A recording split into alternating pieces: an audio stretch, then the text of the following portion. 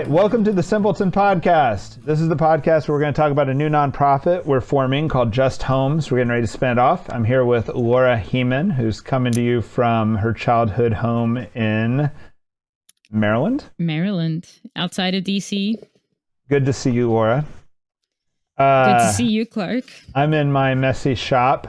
If the shop is ever organized, you'll know something's gone very wrong in my life. So we at Simple House are forming a new nonprofit. The new nonprofit's called Just Homes. It's going to spin off from Simple House and take some housing units with it that we've accumulated to help house the homeless. And we want to explain why we're doing this and kind of the mission and purpose of this new nonprofit. In order to do that, we want to go through kind of three major areas. We want to talk about the nature of homelessness and why it seems to be so hard to understand. We want to talk about how we had some success helping the homeless and what we're trying to do with this new nonprofit, and why particularly it needs to be a new nonprofit, not just continue on as like a little arm of Simple House. Mm-hmm. The problem that I think our podcast needs to tackle over and over again is this problem of information about poverty. It's something that I've kind of tried to address with college groups as they come to Simple House, or whenever I'm allowed to talk in public about issues. There's this issue that there's real simple stories told about poverty in America, and there's kind of three reasons for this, I believe. One is that nonprofits are okay with it, you know?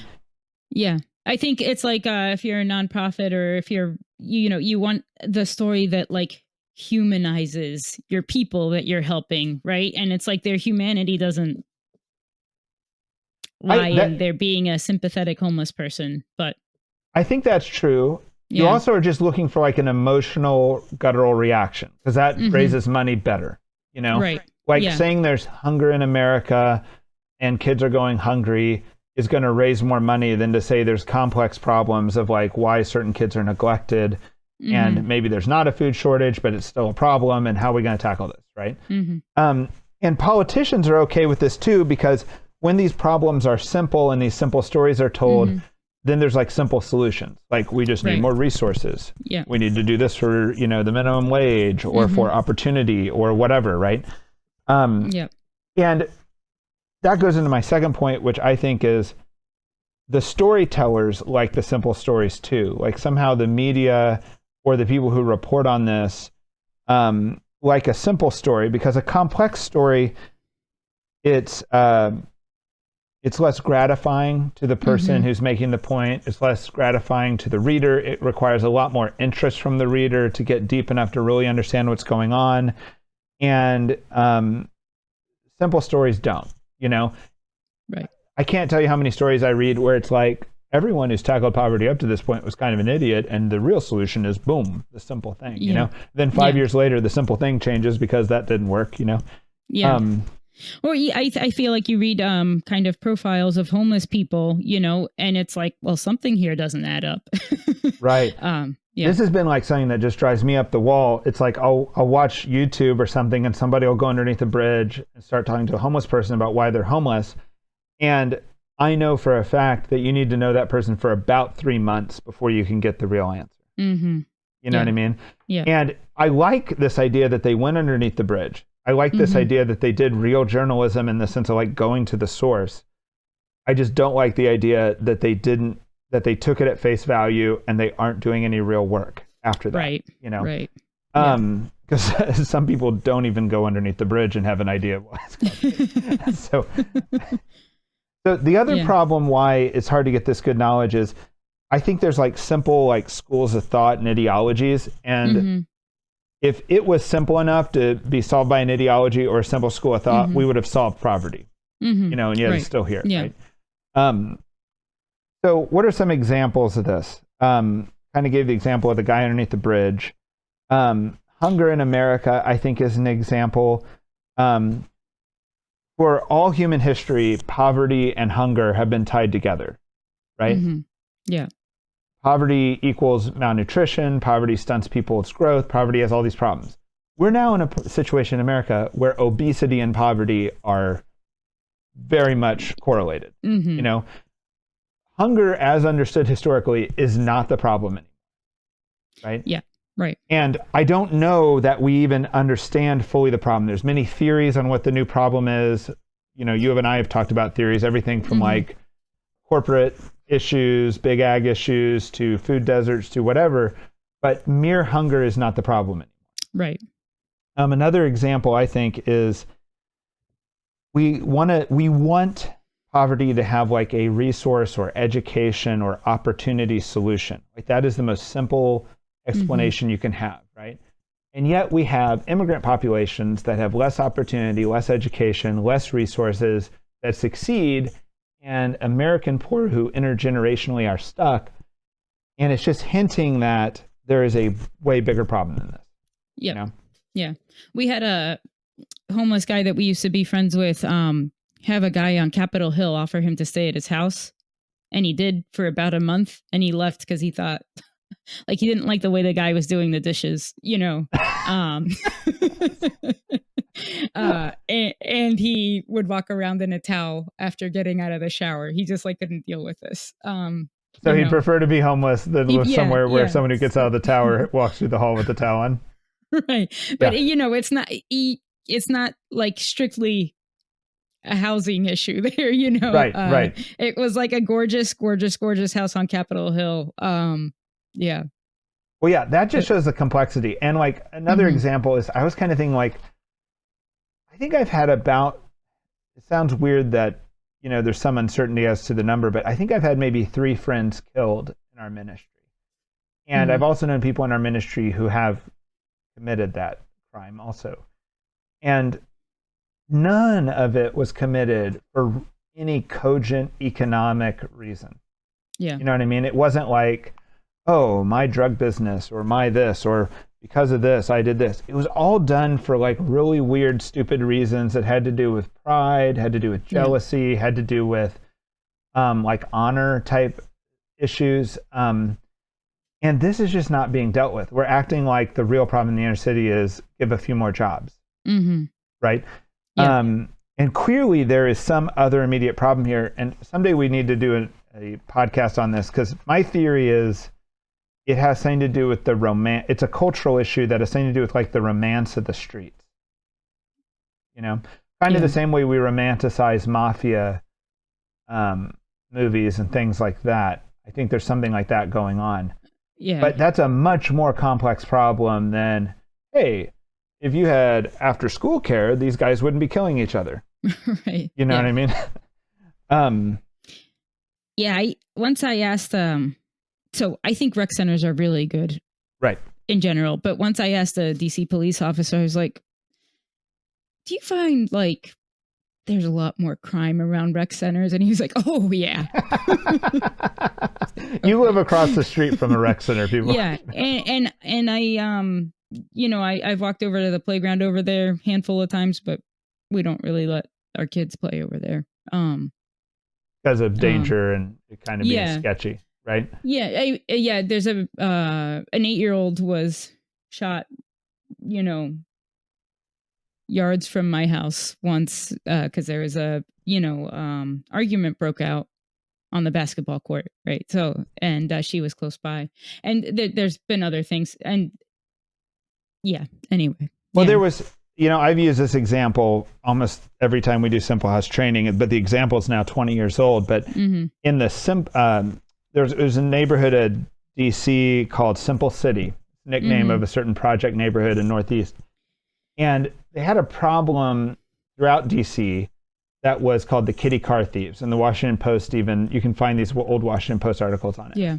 And the issue was that if you were young enough and stole a car, there was very few consequences.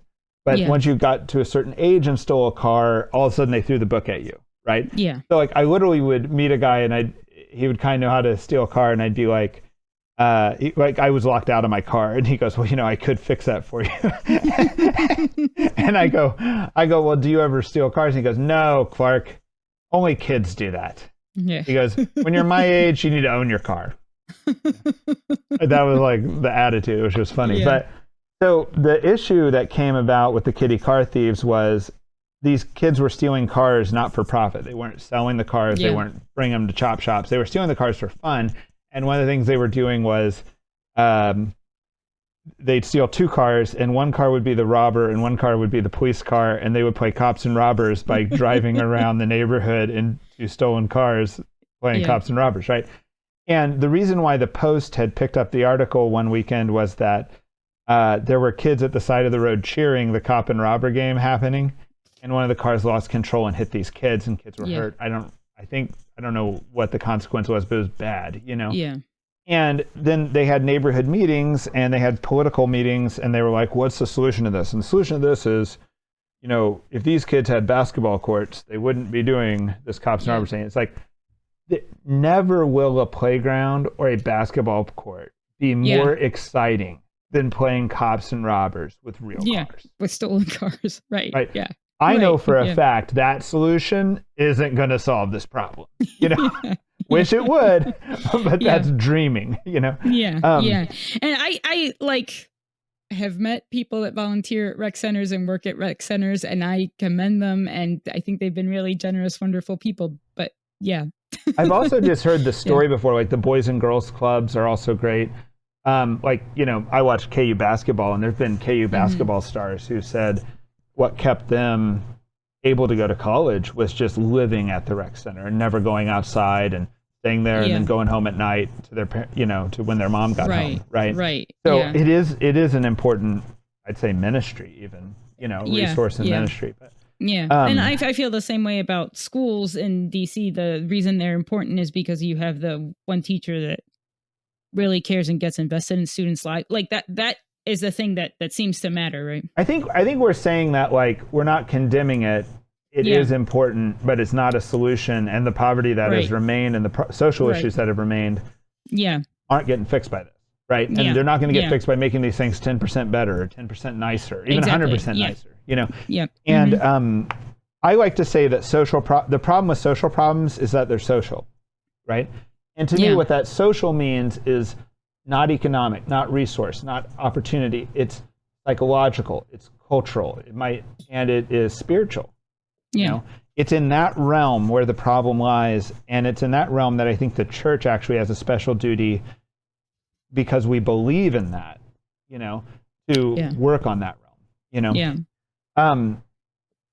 So how does this affect homelessness? Because we've just been talking about misconceptions of poverty in general. So 20 years ago, well, first let's make a couple of distinctions. Like, one distinction is there's the government definition of homelessness, which is anyone who's not on a lease. So you can be sleeping on your aunt's couch or even sleeping in a bedroom at your aunt's house and you're homeless, right? Clearly that's not what the public considers homelessness, right? The other issue is there have been these little groups and movements of people who kind of choose to be homeless. I used to see this in Austin, Texas back in the 90s. I've seen this. I've heard about it a lot in DC. I haven't met it a lot in DC. Have you met it in DC? You know the organization Covenant House, which has 2 locations in DC, or maybe 1 now. But that was made to address, you know, kind of this problem. Right. Yeah. Runaways is what it would be called back then when Covenant House first started, like in the 80s. Yeah. But like the other part of it, like in Kansas City, there was something that the homeless would point at certain people and call them the railroad crew. And the railroad crew always looked the same. They always like were young. They had they had like a punk look that was always very black based, anarchy symbols, safety pins everywhere. They'd come into town, they'd be homeless for like a week, and then they'd disappear because they jumped another train. So essentially that crew, I don't think that's what America and the public is that concerned with homelessness, because these people might have a home to go back to, but they're kind of on this hobo, it's pretty negative, but it's like a hobo adventure. You know? And I've even had people come to me and say, I'm very tempted to go live homelessly that way. Like, it's actually a temptation they have to fight off to go start hoboing. I did meet someone like that in DC one time. It has to be there. In working with the homeless, it's not who I'm meeting, though. Right. And I didn't feel like we should provide ministry resources for this person or something, you know. You shouldn't take from the more hard up homeless and give to the home free. Oh, I mean, I don't think he wasn't wasn't in need of that. Right. Anyway, he somehow had, you know, but he was there with a bunch of, I met him. He was with a bunch of other people his age. They had found a place to crash. Right. For a second. Yeah. And I think you told me earlier you've seen it in Europe too. Yeah, I saw, I met these guys that were basically living in a plaza in Barcelona.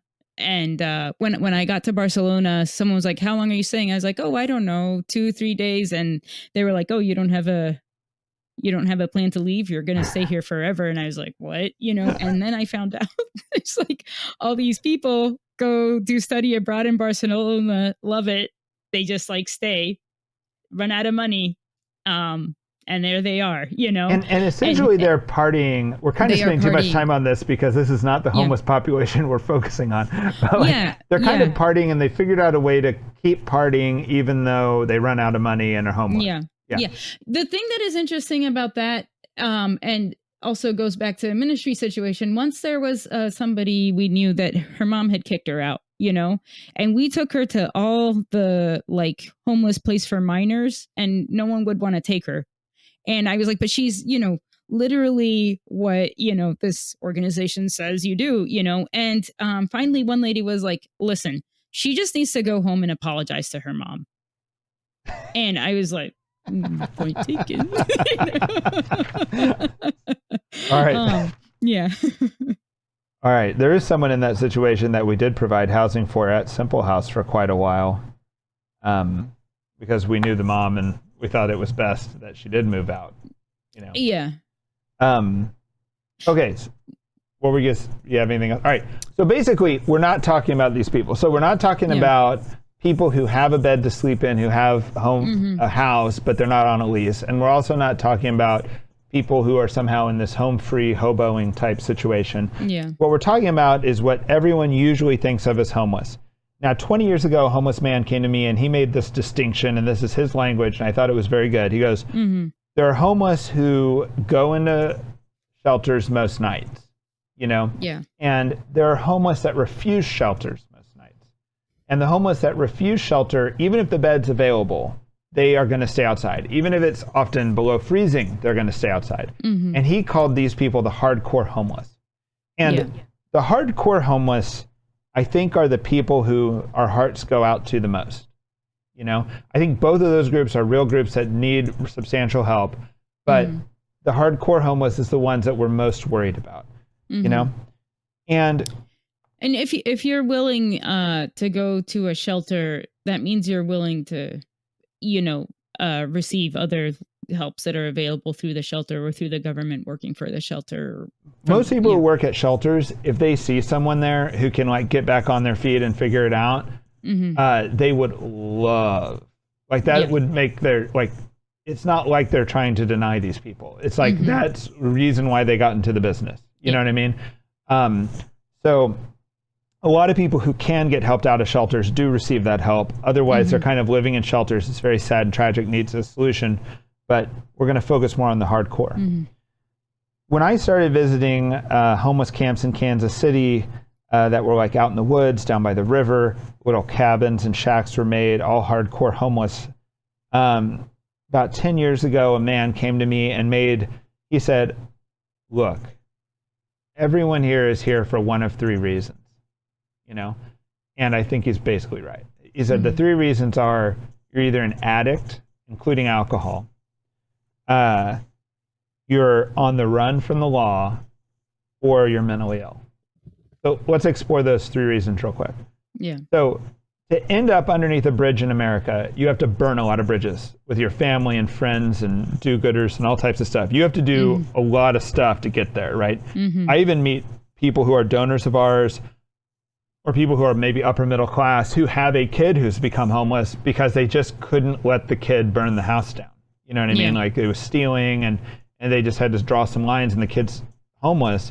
And I'll get calls from people who are like, can you go find my kid? You know? The kid might be 35, 40, whatever, right? Sometimes it's mental illness, sometimes it's addiction. A lot of the addiction homeless is seasonal because it does seem to be kind of rational, where it's like the nicer it is out, the more comfortable you can be outside and remain drunk or whatever. The more likely you are to do it. When it's freezing outside, you find less people in this situation. Yeah. You know, and the reason why these people don't go into shelters, some do if they can hide the addiction a little bit. You're allowed to go into a shelter and be on a substance. You're not allowed to go into a shelter totally intoxicated where you're going to kind of ruin the experience for everyone else. You're also not allowed to literally like bring your beer into a shelter. So like a lot of the guys would like want to have like this 30-pack of beer that they'd be going through all night, and they would prefer to live in a tent and do that than be going into a shelter where, you know, the organization's going to be like, well, no beer in here, and if you're totally drunk, you aren't even allowed in. Right. You know? And I've met people, you see people try to help the homeless who forget that, who like, the worst I'd ever seen was people want to shelter people regardless. They, you know, you can use in here, blah, blah, blah. DC used to run these emergency shelters on really cold nights that had no rules. Yeah. Right. And I went into one of those looking for somebody, and it was crazy. Like, it was like, you didn't know if you're going to get stabbed. You didn't know if you're going to get, you know, knocked, you know, just punched in the head. Cause like, there's just people yelling, people everywhere. It just feels chaotic. It's like kind of going into this, like what I would think of as like a really bad, I would think jails would feel safer than what that felt like, you know? And so if a homeless person says, I don't go to shelters, they might be referring to that shelter, you know, or they might be referring to one of these well-run shelters that don't allow alcohol, which typically that's not dangerous, you know, but they always have a reason why they would want to go inside. Yeah. And I mean, some people, it's like they want to drink, but they also don't want to deal with that chaos and having your stuff stolen and whatever, which happens more in the shelter than on the streets. That's true. Yeah. The on the run. I think there's two issues here. One issue is that when you're homeless, you're likely to pick up tickets. Maybe the primary reason why you're homeless is an addict, but you know, you beg for money, a cop writes you a ticket for panhandling, something like that, right? Ticket doesn't get paid, becomes a warrant. Now you have a warrant out. You know, you could be arrested. They usually don't pick someone up on that warrant unless they've got some other reason why they're trying to get them off the street. But there's other people, like in Kansas City here, down near the river, we have an honor center, which is still a prison, but it's like the lowest security prison you could ever have. It's like you get up at 6, you can leave and go out into the community. You're supposed to find a job or somehow get back acclimated to the community, and then you're supposed to be back for like at 6 at night, and then you're kind of re-locked up overnight, and then you're re-released, right? And they're still doing time while they're doing this. And for better or worse, you know, some people go to the honor center and they're so dead set that they want to have a drink or go do something, or they get caught up in something during the day and they don't go back at 6. Yeah. Right. And then they start thinking, man, if I go back, I'm going to be sent to, you know, back to where I came back from. to the real prison. So I've met multiple people out in the homeless population like that. I've also known multiple murderers out in the homeless population. Sometimes I knew that they'd committed murder, sometimes I didn't. So it's kind of a population. So like if we're at a homeless camp, we're almost always willing to help someone get their ID, get their birth certificate, get their documents, because that's the first step to getting any type of assistance, right? And a lot of them will not tell us why, but they'll never get that ID. You know, no matter how much help. Like you're saying, we'll feed you, we'll take you, we'll pay for it, we'll sit in line with you, we'll do this, right? And they'll never go get that ID. And it's because they're on the run. Yeah. You know, whether or not they tell you or not, it's usually because they're on the run. Or they fall into the third category, which is the mentally ill homeless. So what should we say about this group? So they don't want an ID because they're suspicious of the government. And it's pretty easy to tell that apart from the on the run group. Right. And they also, a certain fraction of them have disability because somewhere in their past they got disability. and it's top secret, because if you're a homeless person with disability, you will literally get mugged at the first of the month and be robbed when you receive your disability check. So if they have disability, they won't tell you no matter how long they know you. Right. And if they don't have disability, it's incredibly hard to get disability because they don't want to admit they have a mental illness, which is like the first step of getting that, right? Yeah. And these are not like small mental illnesses. These are not, it's bad in our society to call anything a small mental illness, but these are not like ADHD type things. These are like schizophrenia. These are things that have led these people to live decades outdoors. Yeah, it's not like anxiety. I mean, they might have some anxiety, but in like severe paranoia. And sometimes voices. these people at different points in life have been in the system in the sense of like had public housing, and they literally left it, And I've been in multiple conversations now where someone will be like, well, I was in public housing, the people were spying on me. They were breaking into my house when I wasn't there. They were doing this, they were doing that. And so I left because I didn't feel safe. And I'd be like, I remember telling one guy in DC, I go, so you are living on the street with this cart, and this is more safe than when you had an apartment? He goes, I know that sounds strange. But So, yeah. And I think, I feel like when I work with the homeless, there's crossover here, right? Like just because you have schizophrenia doesn't mean you also don't drink or smoke or have some addiction. And just because you're on a run doesn't mean you're not an alcoholic or. Yeah, these things are all interwoven. Something could have kicked off the other, but we treat like the homeless as like a homogenous population, and these problems can look really, really different. Obviously don't have the same solution. The homeless themselves know this. Like they can tell you when you walk into the camp what the main issue is with each person, typically, right? Yeah. And my point was, though, when you talk about these issues being like running together and getting mixed up, that doesn't mean there's no solution. I almost always feel like there's a primary reason for homelessness, right? Like you mean for each person, not for homelessness for each person, general. right? Like maybe he does have a warrant and he's an addict, but then you kind of learn the addiction's the real reason why he's homeless, and we can pay off this warrant.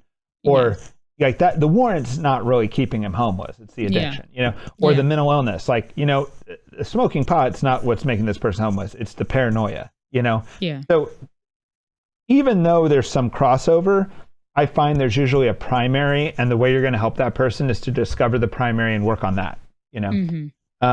It's not like just throwing your hands up. Oh, there's tons of issues, blah, blah, blah. Right. Yeah. And something that you and I've talked about has been weird is homelessness is a bigger issue right now. And I don't think it's received the right amount of attention. 2020 was a crazy year for homelessness. Right. From what I just hear online, I believe that it like more than quadrupled in other parts of the nation. Like Kansas City had was not affected by COVID very much. Not as many people got sick, and also we just didn't shut down the economy very much. Whereas like areas like California, it appears that it got bad, I feel like the jury's still out what caused that.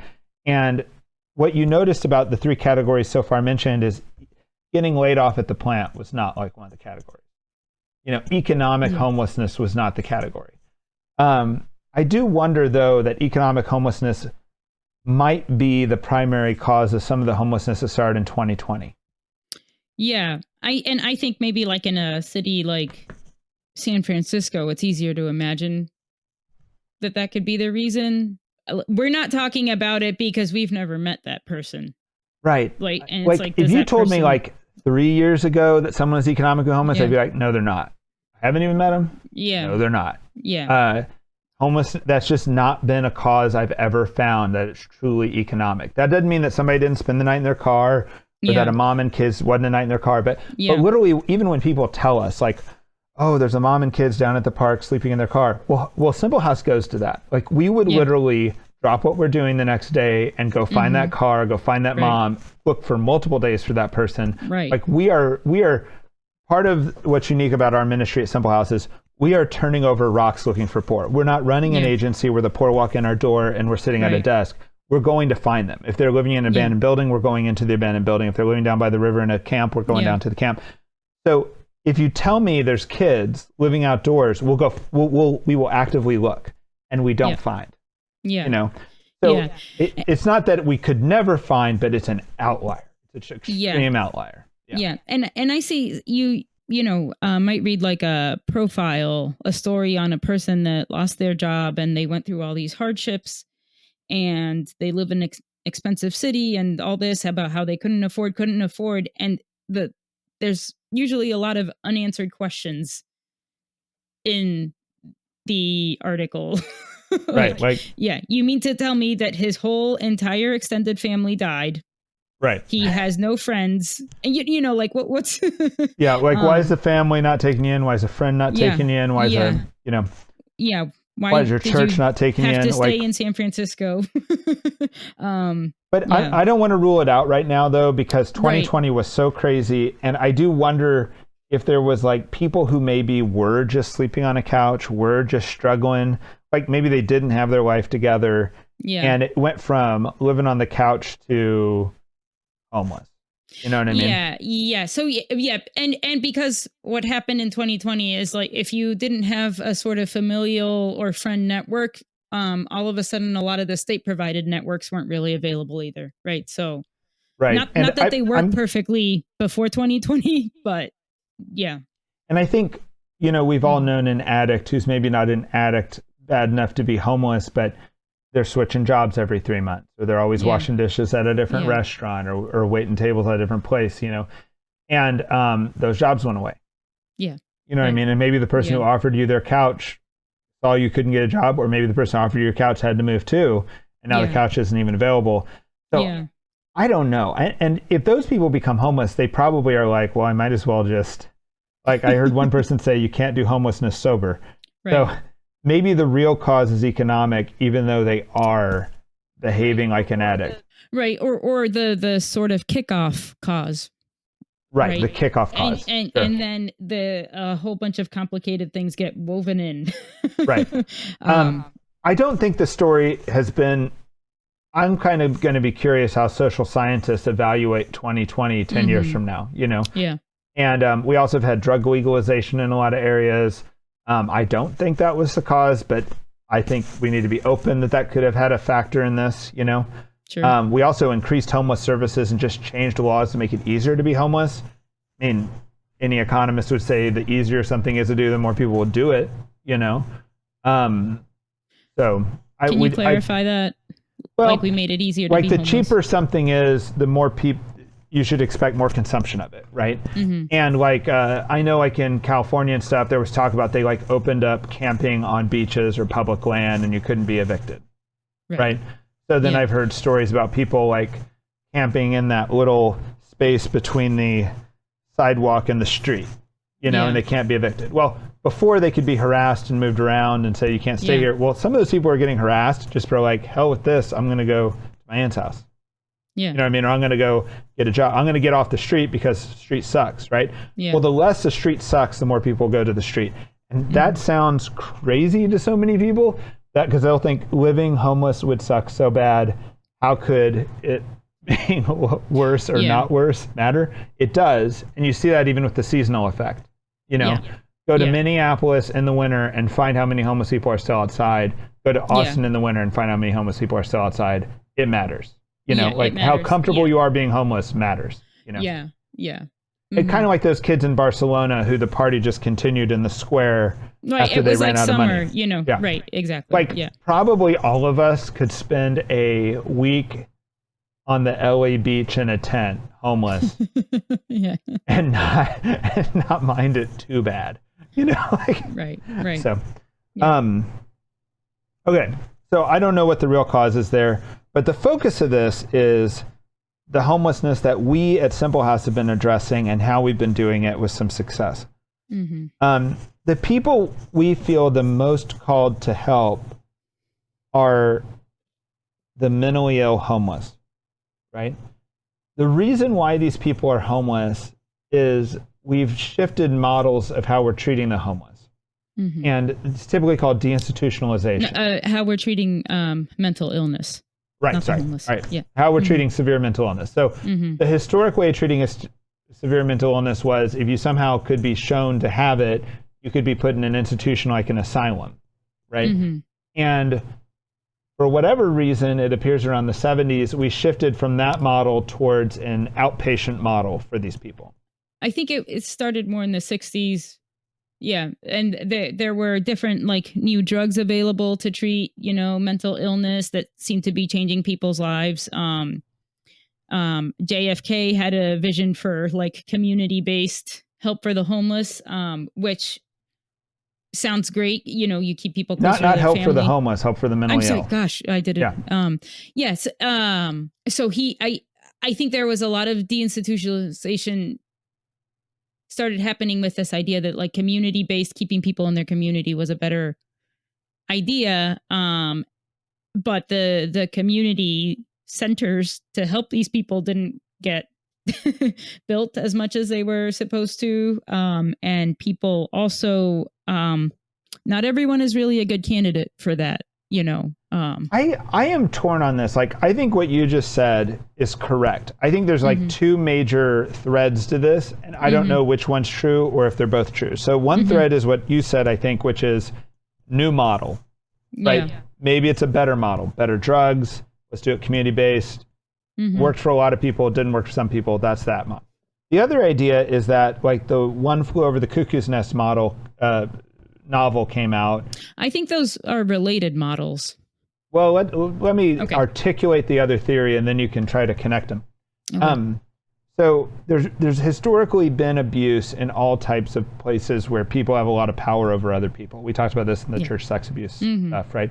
So like in a mental asylum, it can get really dark, in and an bad, orphanage, right? Yeah. In like orphanage, we don't do orphanages That doesn't mean anymore. that all are. It doesn't even mean that if an institution exists for 100 years, it could add 5 years of darkness, 5 years of lightness, whatever, but it's not necessarily a great place, right? And then the One Over the Flew Over the Cuckoo's Nest idea is that not only is there abuse, but there's also people in there who shouldn't be in there. Yeah. And, all types of governments have used asylums for political dissenters and people who had unpopular ideas and things like this, right? So there was kind of like this rights issue coming up where it was like, just because these people are mentally ill doesn't mean they don't have rights. And if they don't want to be in these asylums, they don't have to be in these asylums. And I think like, if you go right now and look on like Wikipedia why deinstitutionalization happened, you're going to get the medical theory. Oh, it was just a shift in practice, right? I don't know that that's true. I feel like there was also this other theory of like between abuse, political rights, and people just destroying institutions for that reason. Also, institutions are very expensive to run. That's a good point too. Yeah.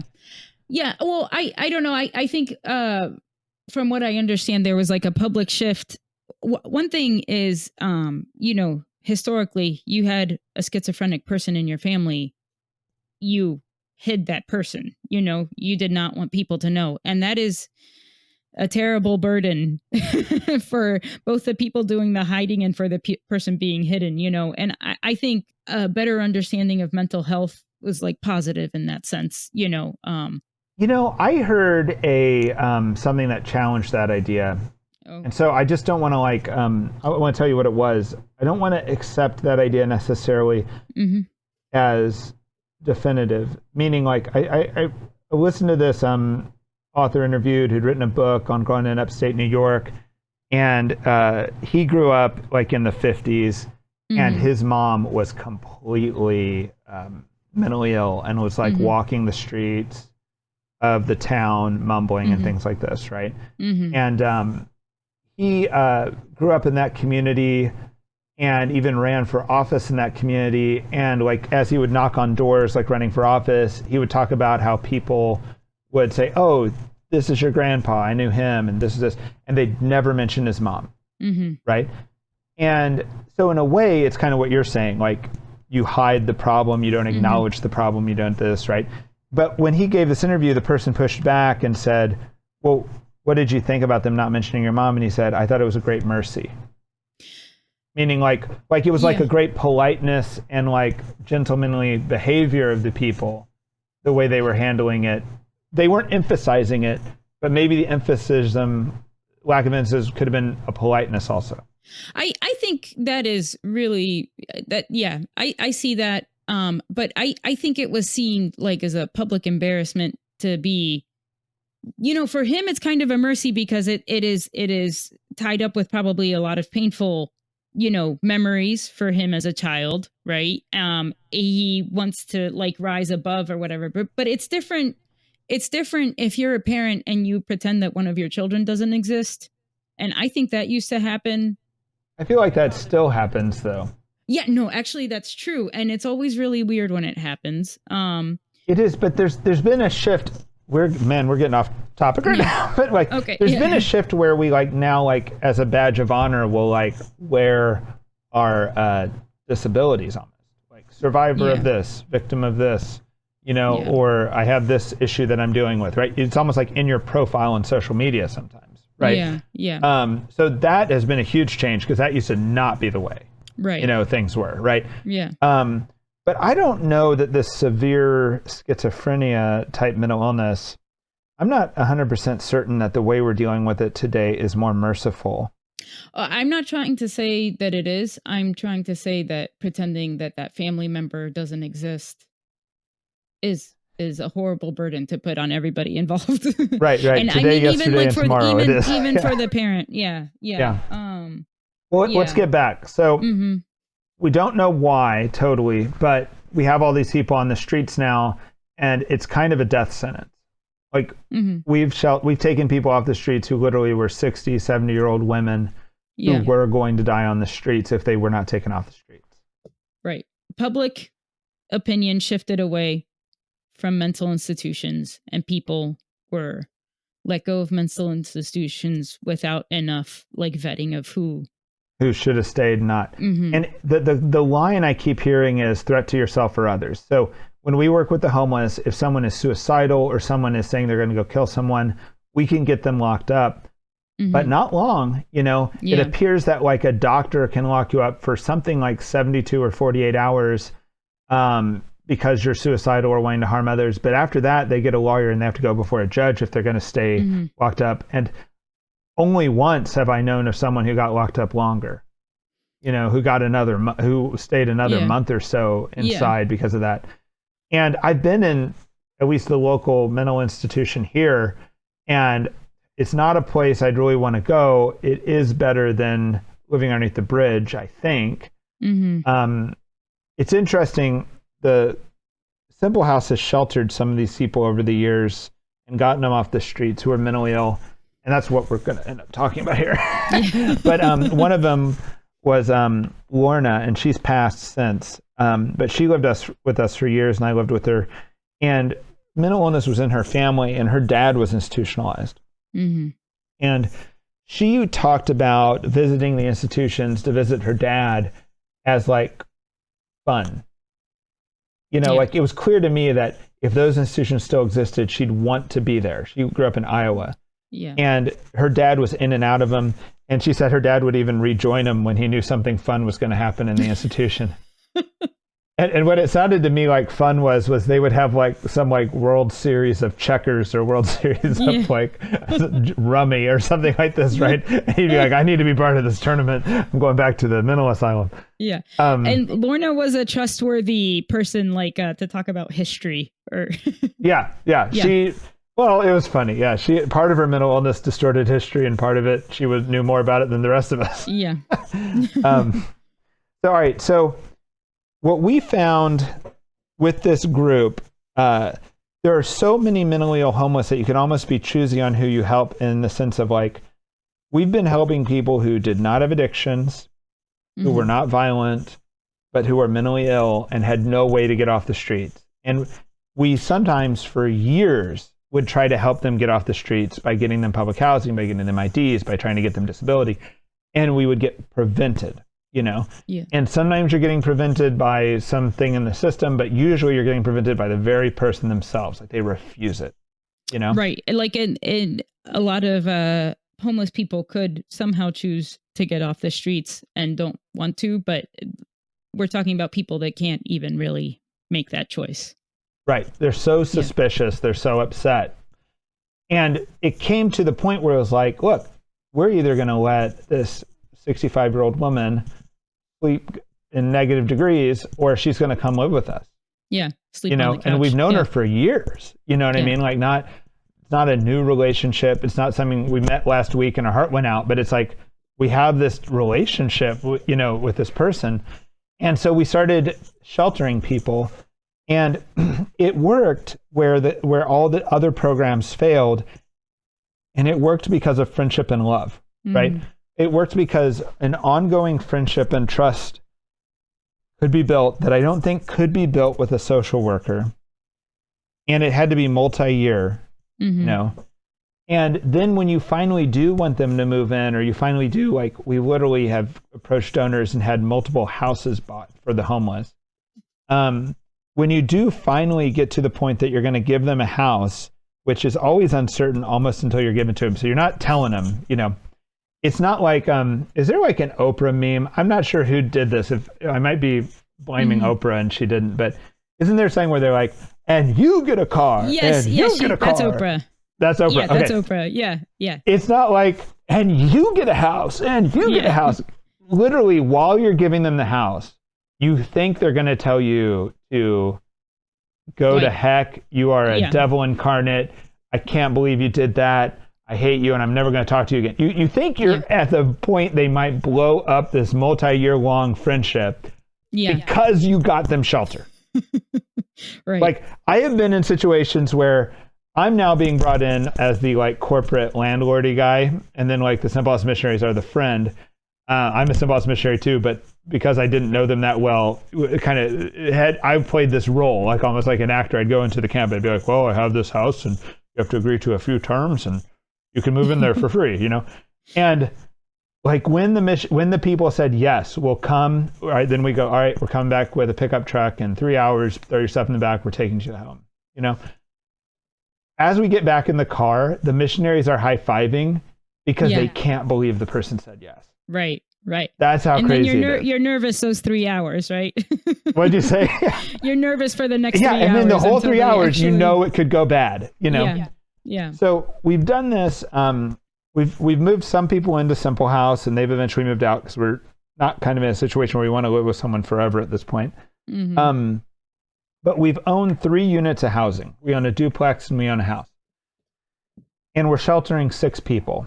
And it's a mother, a son, a little family, and a single woman. And it's kind of a weird ministry for us to do. It was the right thing to do, and it still is the right thing to do.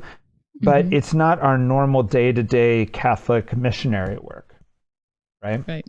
And there's also this weird thing that we want to be their friends, and that's our primary ministry, but we're also now their landlord. Yeah. You know, and it's hard to be a friend and a landlord, you know? So in some of these relationships, I'd say the relationship got a little bit worse after they got housing because they became a little bit more distant. They still trust us enough to keep this housing. No one's ever left our housing, unlike public housing. So that's good. But we need to spin it off somehow. And I think we need to, let me give one more story. A couple weeks ago, I got an emergency call from one of the families. And not only did I get the call, other missionaries got the call. I showed up, met another missionary there. And then the issue was that the other person in the duplex had taken, by the way, I don't think this happened, but this is what they're telling us the issue was, took cake frosting, put it on the floor of the basement as a booby trap type thing, where it would attract ants into the building, and they're trying to like get them with the ants, right? Yeah. And so like as I walk in, they've got like packing tape along the baseboards to keep ants from crawling underneath baseboards. Like I don't have any, I never saw an ant. The whole time I was there, I never saw an ant, right? Okay. While I'm there trying to figure out what to do, the cops pull up. We had a 911 response to cake, frosting, and ants. All right. That is the level of problem or mental illness we're dealing with. You know what I mean? And I had to tell the cops to like, don't worry, you know, like the people at the unit were like, tell those cops to go away. We don't need them anymore. We never did need them. But, you know, Yeah. and it was just like a little bit of love, a little bit of ant Yeah. spray, and we were cool, you know? Yeah. Yeah. But there's like, that's like what the ministry is, you know, to keep Right. these Yeah. people from dying outside. That's the Yeah. ministry, you know? When it was you know, like Lucy was our original homeless person, and it was like the way to get okay with her and let her and have her let you help her, you know, was like you had to convince her you weren't dead, Right. you Right. know. And we had figured out certain gifts like cherry cordials. Yeah. Maybe was Well, it? Did we ever give her? cigarettes. Yeah, And she wouldn't even eat the cherry cordials. She would giggle that somebody had given her cherry cordials, but you were on her good side at that point. Yeah. You know, like, For at least for a while. at least for a while, right? Until you died again. She would Yeah. always like, so-and-so Right. doesn't know they're dead. They came back. Yeah. Yeah. Um, She doesn't know to stay dead.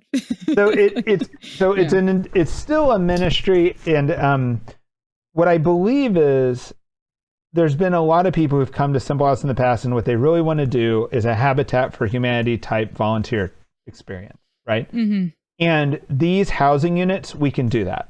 We can help them. We can let them paint. We can help them repair these units. We can help them build new units. We can do all these things, right? But that's just not what Simple House is about.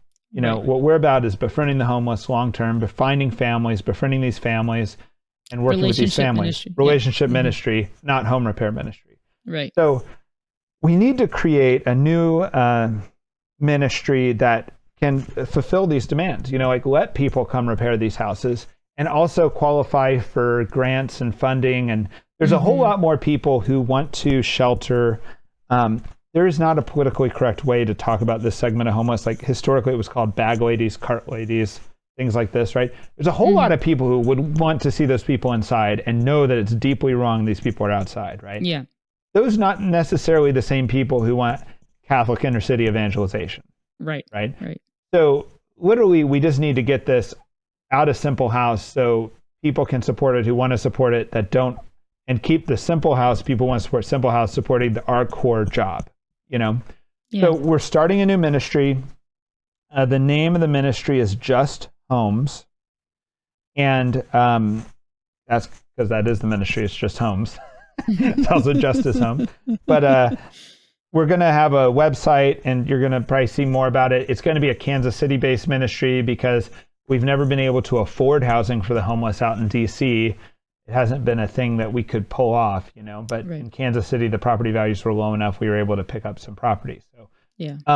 I think there's a big demand that this could grow from 3 units to, when I talk to our missionaries who work the most with the homeless, we estimate that the need for this housing is probably 80 to 500 units. So like, let's say 100 units is the goal.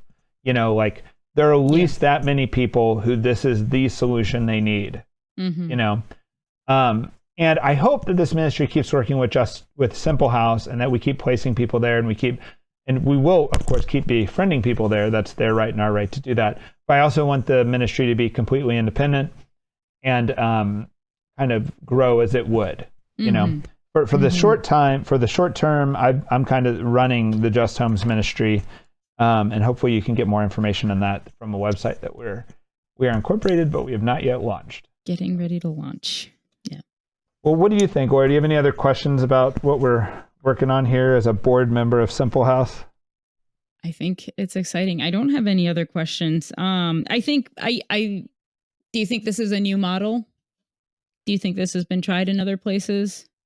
I think it's not completely a new model.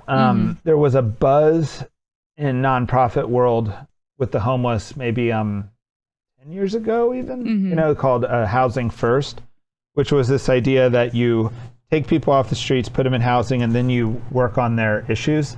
Yeah. That model is not terrible. Yeah. You know, it certainly wasn't the golden bullet that it was portrayed as 10 years ago. I think we're doing a little bit of that here, you know, except we're kind of dealing with people who have a low upside. You know, I think that model was kind of a transitional housing model.